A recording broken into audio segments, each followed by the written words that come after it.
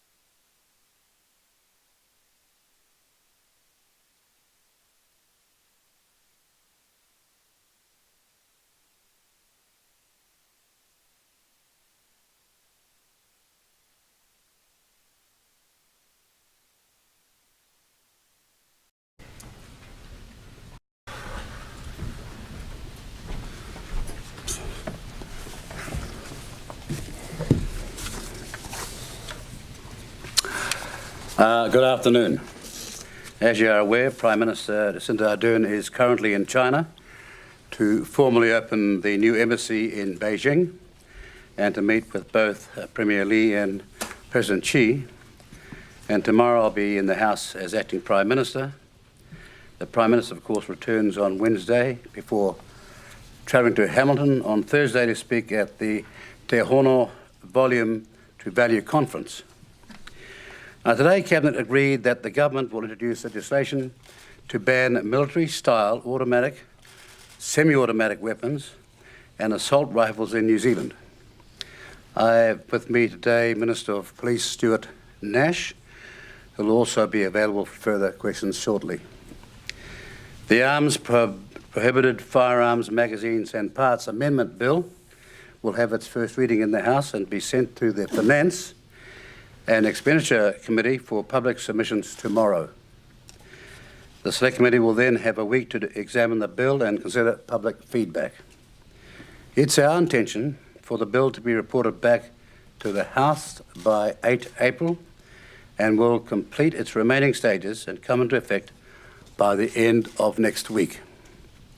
This will mean that within 4 weeks of the Christchurch terrorist attack, New Zealand will have passed legislation banning all military-style semi-automatic weapons and assault rifles, the rated parts used to convert guns into military-style automatic weapons, and all high-capacity magazines.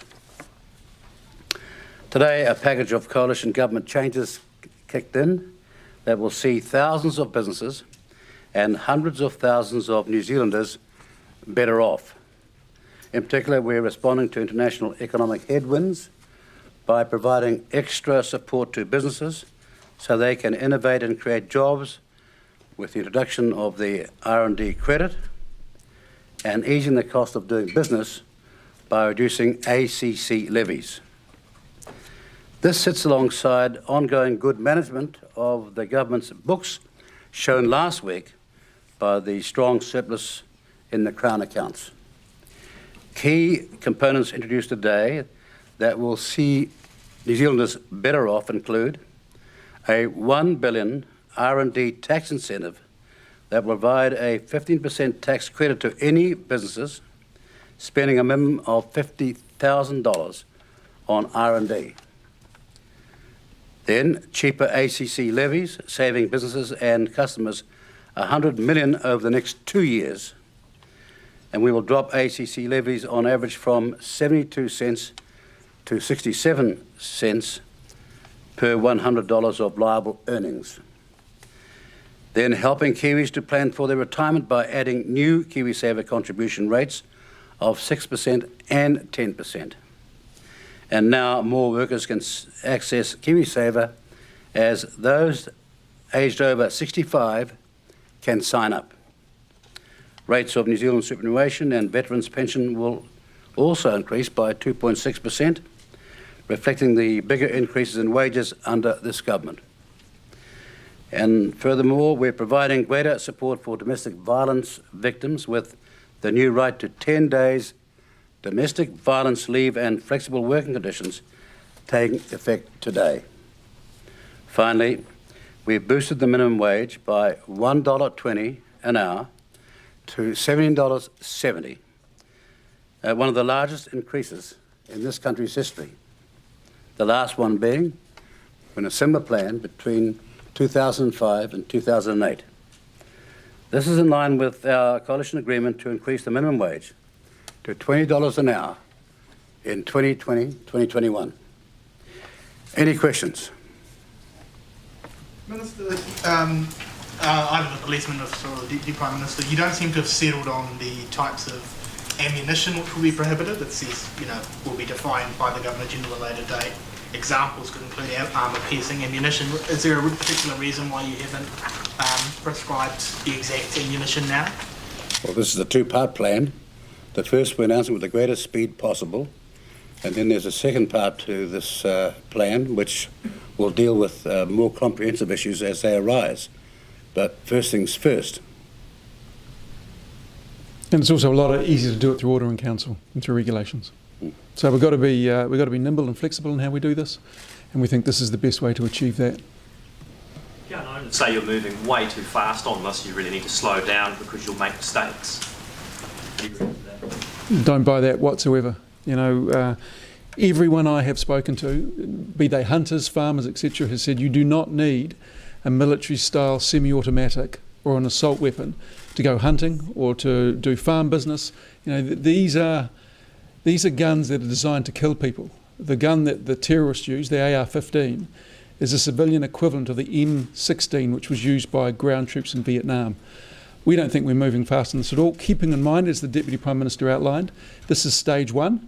Stage 2 will progress through the full legislative program, and people will have the ability to comment on that. What do you say to those firearms licence holders who feel like they are public enemy number 1 at the moment?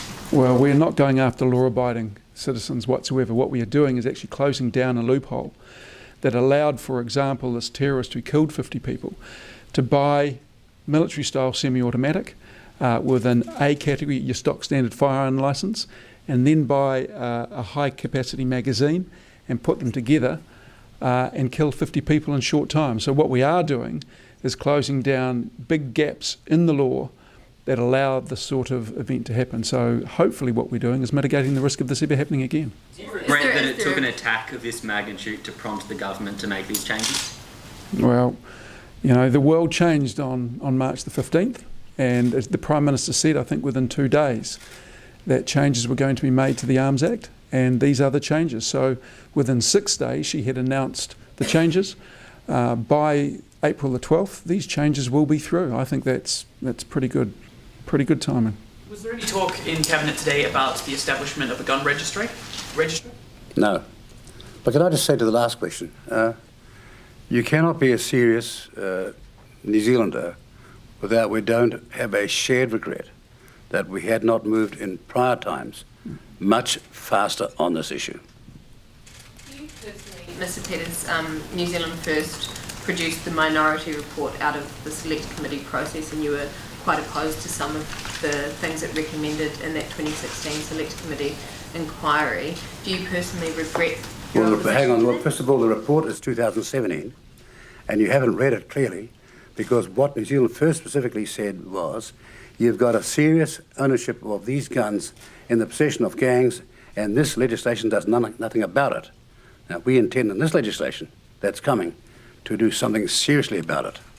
Will the government use urgency, or is it instead looking to seek the leave of the House to Beg your pardon? sit? Will the government use urgency, or will you seek leave of the House to sit in extended hours in a separate way? Well, we'll have to cross that bridge when we come to it, because we will require the agreement of all the House, and there is the possibility that someone might hold out, and at that point in time, we'll have to respond to such an obstruction. So I can't answer that question at this point in time. If someone was to say more. Well, potentially could be anyone in the House that's not in the government. Do you have Are any you expecting sense, National to put up a defence? No, we don't expect that, no. do you have any sense yet of how the gun buyback will be funded? No, it says you're still working through details with the Treasury, but can this be met within baselines, or are you going to have to sort of... It can't be met within baselines.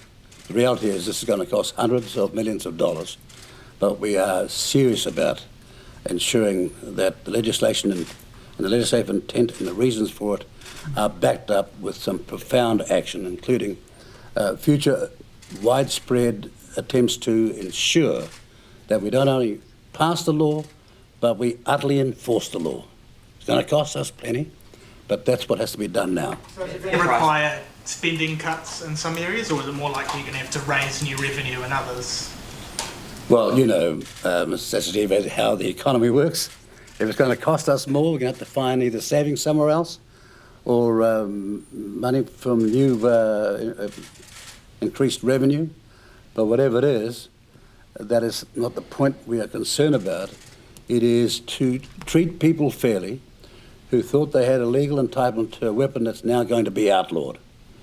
And we want them to comply with the government's intent in this law by giving those then hitherto legal but now to be illegal weapons back. price, will it be the purchase price of the gun when it was purchased, or will it take into account depreciation over time? Depreciation over time? Well, it depends on the equipment. Some of it appreciates over time.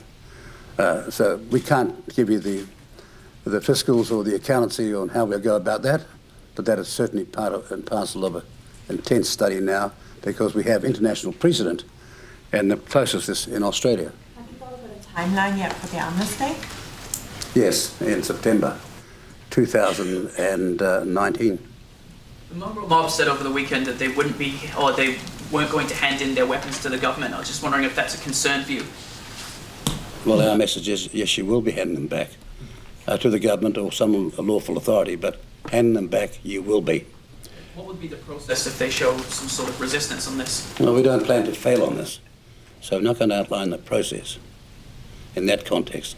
The process will apply to them, the same for any law-abiding citizen in this country who has now an armament that's legal, but that is about to be made illegal.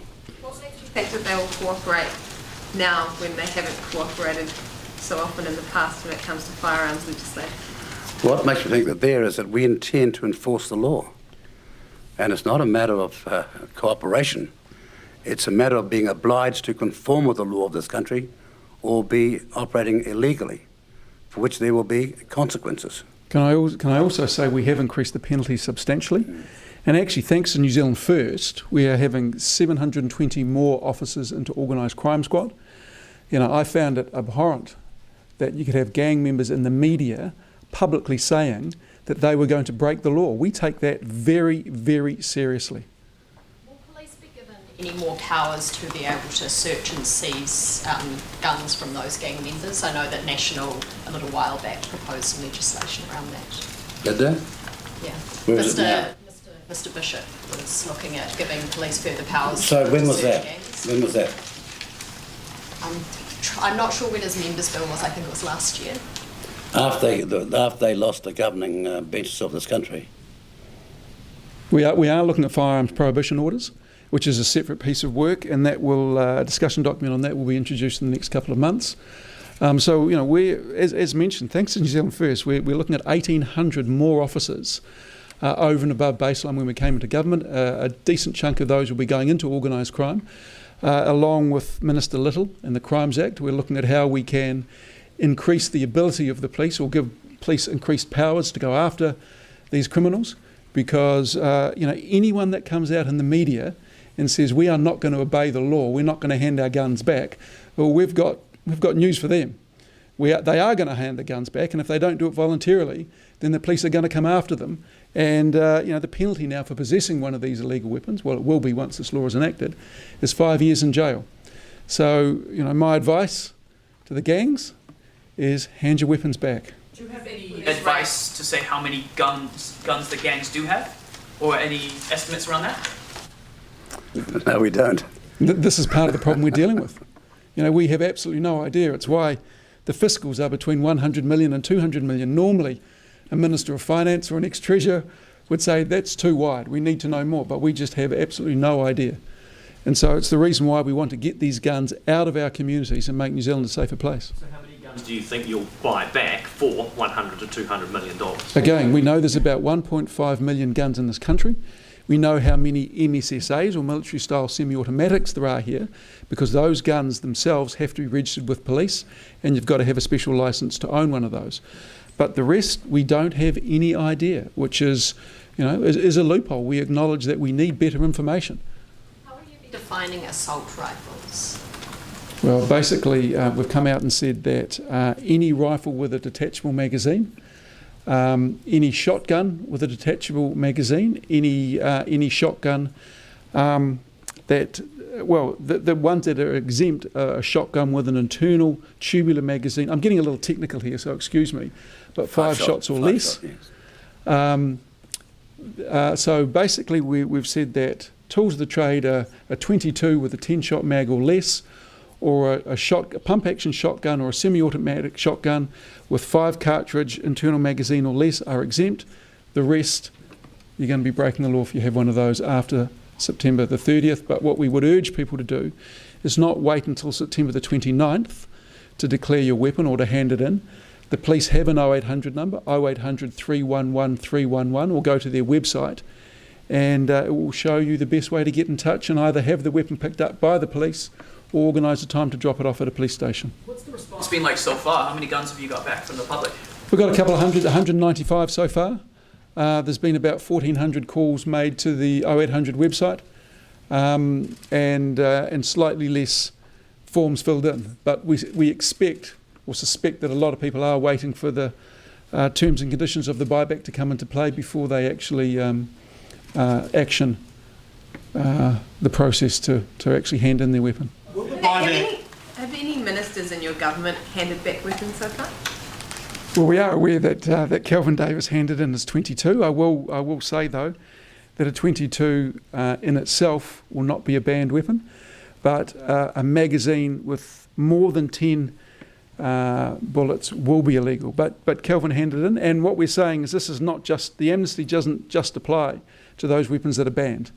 If anyone has any weapon that they would like to dispose of, then they are more than free to hand it in, but I would like to make it clear the buyback will only relate to those weapons which we have now made, which we will be making illegal. Is there a start date for that buyback? So if a weapon was bought after March the 15th or after the order in council the other week, will it still be eligible, or will they just have to hand it in and not receive any? Well, my understanding is the Prime Minister made it quite clear when we announced the order in council that if you were foolish enough to buy one of these weapons after the order in council had come into force, then you would not be compensated for it.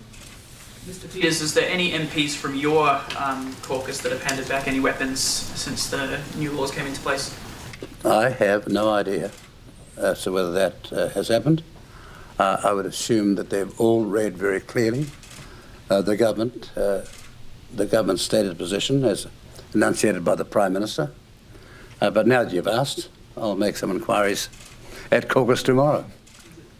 Some handguns have far more than 10 shots, or at least 15. Do handguns form part of the review at all? And is there concern around handguns? No, not at this stage. You have to have a special endorsement to own a pistol.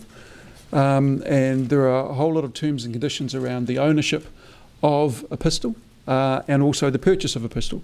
So at this stage, certainly in the legislation that will be passed in the next couple of weeks, no. But we will think about whether we need to include the handgun/pistol regime in stage 2 of the review of the Arms Act. Should also look at online sales of firearms.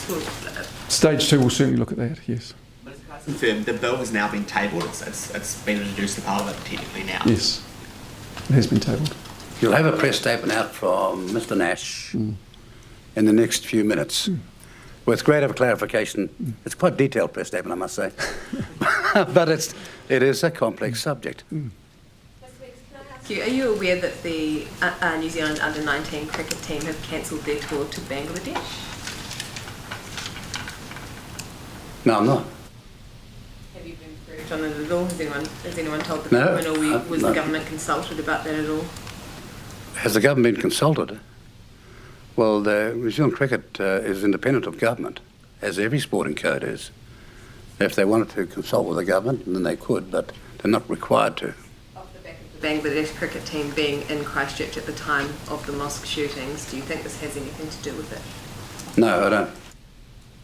And that's borne out by the Organisation of Islamic Cooperation, all 57 countries supporting New Zealand's explanation of what happened here. All of them. Are there added concerns for New Zealand teams touring Muslim countries at the moment? No. Do you think there would be a target in those countries? Well, you know, I mean, I've got to go on the word of the representatives of those countries. And they have been very, very clear in a communique they put out in Istanbul, and then in a motion that's going before the United Nations in a few hours, that they do understand and sympathise with New Zealand's position. All right. Sorry? Sorry? A rate decision last week suggesting that growth might be slowing. Say again, what? Say what? Oh, the Reserve Bank Governor put out a statement last week on the OCR. It was one of the regular OCR decisions. The statement accompanied that said that growth might be slow and that a rate cut is on the cards. Has that played into your thinking on the tax working group's proposals and what the government might put forward as its ideas on that? Well, I can't speak for everybody in Cabinet or everybody in the coalition, other than to say that some of us did say, on the very night that we began this government, that there could be some corrections in the future. We forewarned of it because of international circumstances like trade competition and also the slowing of other economies such as China and such as Australia. But New Zealand's economy is holding up seriously well against that, and in my thinking has had any effect with respect to capital gains tax. The forecast or the pessimism which you just temporarily expressed, the answer is no. Just on capital gains tax, that report, the government's official recommendation, was meant to come out in April, and it's April now. When about in the month are we going to hear the government's official position? In April. When about in April? Like early, mid, late? Have you got a date? Well, look, it's hardly through day one and you're screaming out for it. You'll get it, and more quickly than you think. Is it April this year? Are you serious? No, are you? Minister, on pessimism, several businesses have kind of said that the minimum wage hike today, the largest in New Zealand history, will force prices to go up and hurt businesses. What do you make of those complaints? Look, it's a sad fact that there are a number of businessmen out there and businesswomen who understand the plight of the workforce, and that we have been constructing, sad to say, a low-wage economy with rapidly rising costs, significant costs which shock people who are coming back from overseas, who have lived abroad for 10 years to see what's happened with our cost structure. Those businessmen and businesswomen understand that, and they understand why there needs to be a rise in the same way as you had in 2005, all sorts of doom and gloom forecasts about the then rapid rise of the minimum wage from $9 to $12 in 3 years flat. It had no such effect in terms of the warnings and the dire complaints that were made by some, which are so traditional. I want to remind you also that Lee Kuan Yew, perhaps a leading political and, dare I say it, economic mind in modern times, knew that he had to drive his country, with all their handicaps, to be a first world economy, and one of the reasons and one of the mechanisms they used to do that was to drive wages and therefore education and productivity dramatically up. And we need to do that as a country ourselves. Received the report from the advisory group on the Messara report into rejuvenating the racing industry. It was due at the end of February. Yes, I have. Would you expect there will be some action on that? Action? It's all action now because we've got budget bids in, of course, and we have forward programs which we're seriously working on with a ministerial advisory committee comprising some serious racing experts. But there are a lot of decisions that have to be made to put these reforms into place, and this group has been working on them since the 4th of January, right over the Christmas break, so to speak. Do you believe that there needs to be a new category of offence for hate crimes, as has been proposed by the Human Rights Commission, and I think is being considered by Andrew Little at the moment? Well, the reality is there are very fine margins between freedom of speech and what are crimes that are designed to not to have no relationship to freedom of speech, but have a purpose which in the end sees actions that are illegal. If that's the context, then I think it's certainly worthy of public debate. But that said, let's look at this with some balance. I've seen hate language from the left and the right, usually the extreme left and the extreme right, in an environment where no one in the middle of either the modest right or the modest left would tolerate.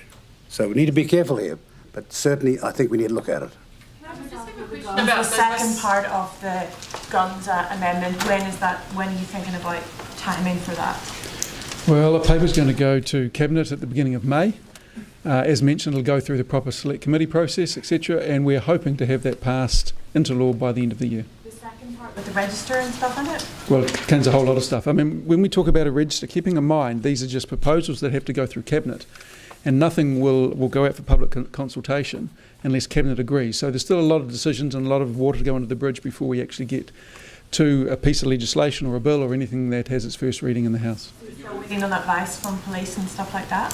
We're getting a lot of advice from police, and police are actually talking to their overseas counterparts about what works, what doesn't work, what world's best practices, and how we can ensure that we keep New Zealanders safe. In the meantime, we've seen, gun retailers take guns off the shelves. We've seen courier companies stopping shipping. What is your reaction to the private market's response to Christchurch?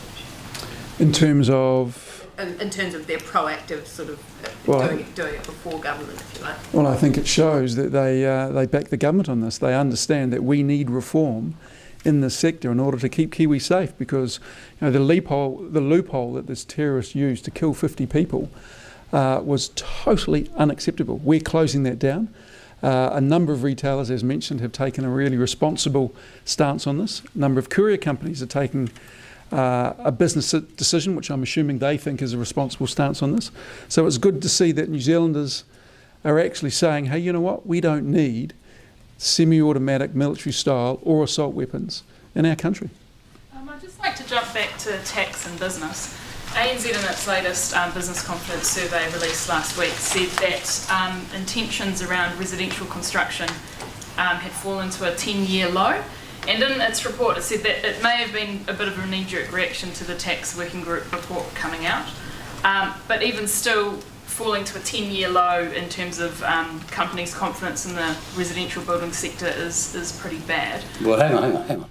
Before you quote that, what was last year's record when it came to consents, residential, apartments or flats in this country? Yeah, so the highest since 1974. The highest by miles since 1974, I might add. So it doesn't square up with the ANZ's pessimistic report. And more importantly, decisions with respect to capital gains tax have not been announced by the government at this point in time, and so they should not be starting at shadows. Okay. That data is looking back, and I guess the survey is looking forward at confidence going ahead. I'm just wondering the extent to which you're thinking about the need for housing immediately in New Zealand as you consider, I guess, the need for our tax system to be revamped. Well, housing in this country has never been more critical in terms of trying to get on top of the supply side equation. Never been for so many years, so long neglected, but we're getting on top of it. But when you say that about the ANZ, they were not saying anything much different 12 months before we put together in 2018 the biggest supply of consents in residential units, flats and apartments consents since 1974. So all I'm saying to some business people, stop being so pessimistic. There is more money in this economy than you've ever seen. And if you're any good at business, you should be able to earn some. Thank you very much. Mr. Peters, do you know when the security and That's the last question, huh? Give me a phone call.